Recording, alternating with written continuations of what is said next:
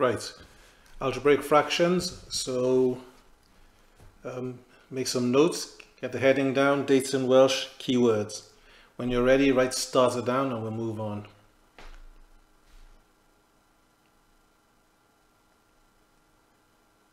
Okay, so let's move on to the starter. 3 questions for your starter D4. Hit pause, have a go. When we're ready, we'll go through them. Make sure you attempt all the questions. Go.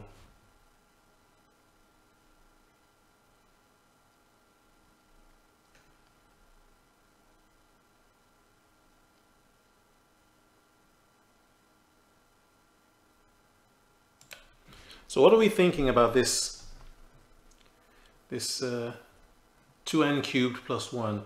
Always odd, always even, sometimes odd or sometimes even.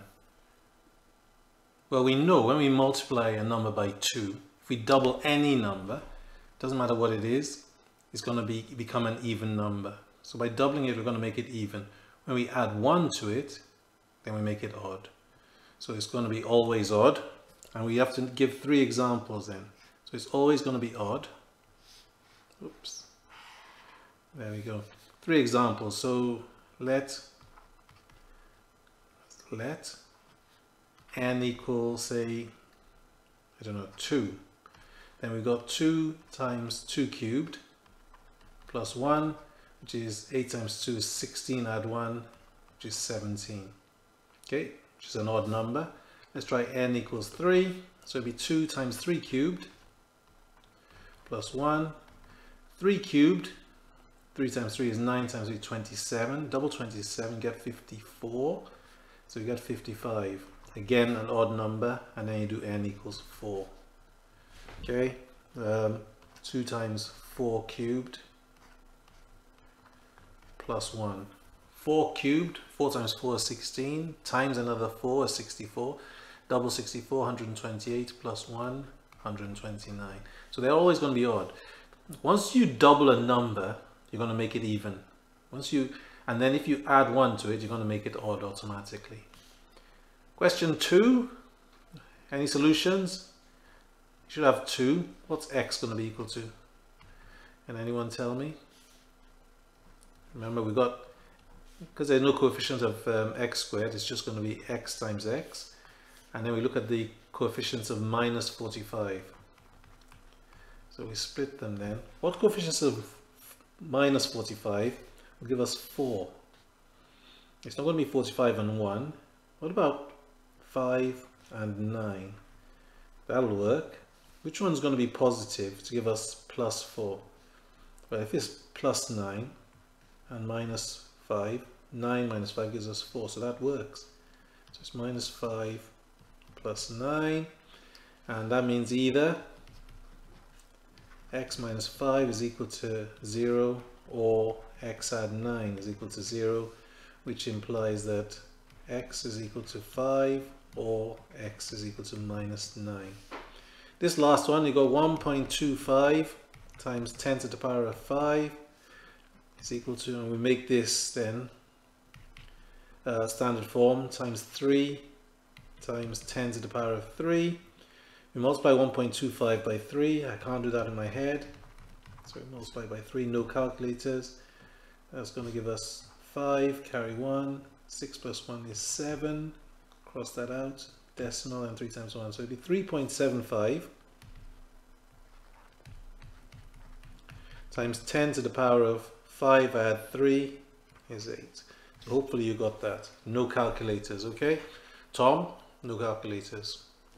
Good. Let's move on to the next section. What I want you to do is rag this first. Any corrections you need, write them in full in green pen, rag it, and then we'll have a look at the topic algebraic fractions. So hit pause when you're ready, hit play again. Okay, algebraic fractions. There are 4 identities which we can use. If we're going to add fractions, you're used to this. In this case, when we're using letters, often we find the lowest common denominator, but when we're using letters, we just multiply them. So in this case, the denominator is going to become b times d. To get to b times d here, you've got to multiply the top and the bottom by d, so that becomes a times d. And on this side, to become b times d, you multiply the denominator by d, multiply the numerator by b, sorry. So we've got AD plus BC. Subtraction is very much the same thing, except the sign has changed.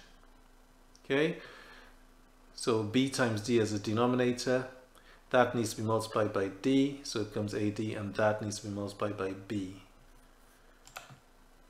Okay, so that's what we're going to look at in the first instance. Make some notes of these general form here, just the addition and subtraction. Okay, don't copy the wording on top, just what's in the red box. Copy that down. Okay, so hit pause, copy. When you're ready, hit play again. Right then, we've got two examples. We want to simplify. Algebraic fractions. So you've got 1 over x plus x over 2y. Our common denominator is going to be x times 2y. So that gives us 2xy. Just multiply the bottom. Now on the top here, I'm going to multiply this by 2y to give me 2xy. I've got to multiply the numerator then by 2y. So that gives me 1 times 2y, which is just 2y. On this side, I've got to multiply the denominator by x. So I multiply the numerator by x, which gives me x squared. Cannot simplify that anymore, and that's my answer. Example 2. So I've got 2 over b minus a over 2b. Now it's going to be equal to, let's get a common denominator, we multiply the lower numbers, or lower terms I should say. B times 2b gives me 2b squared. Now I've got to multiply this side by 2b, the denominator and the numerator, so times 2b, which gives me 4b, minus, on this side I've got to multiply it by b, so that's the denominator, I've got to multiply the numerator. Whatever I do to the bottom, I do to the top, which gives me ab. I can leave it like that, or I could simplify as a numerator. What's common to both? It's b, so I take my b out, and leaves me with 4 minus a all over 2b squared. Could leave it like that, or I could say, one of the b's as a denominator cancels with that b. So that leaves me with 4 minus a all over 2b. Okay, two examples. Now you can write them down. Hit pause. When you're ready, we'll move on to one more example. Okay, so for example 3, this is a question you have to solve, which means we can get an answer. We can find out what x is going to be equal to. In this case, we've got x plus 1 over 3 minus x minus 3 over 2 equals 1. So what we do is, common denominator is going to be 6. So it's going to be out of 6. Oops. Now, to get to 6 is 3 times 2, so I've got to multiply the numerator by 2. So it'll be 2 times x plus 1 minus, this is 2 of the denominator, so I've got to multiply it by 3. Tell you what, let's just write it down here, times 3. And so that's going to be times 3. And this is times 2, so that's going to be times 2, which is where we get to, let's put a little times there.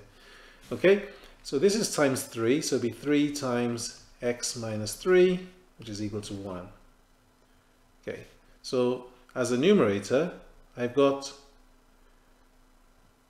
2 times x is 2x minus, plus 2 times 1, which is 2, minus 3 times x, 3x, then minus 3 times minus 3 plus 9, which is equal to, the 6 is divide on this side, so it becomes multiply on the other side. So it'll be 6 times 1, which is simply 6. Now I've got my equation in a straight line. So I can simplify 2x minus 3x, so let's write it in full, 2x minus 3x plus 2 plus 9 is equal to 6. 2x minus 3x gives me minus x plus 11 is equal to 6. Now I've got minus x, and you know I don't like negative x's if I can help it. So I'm going to take it over the other side and bring the 6 over this side at the same time.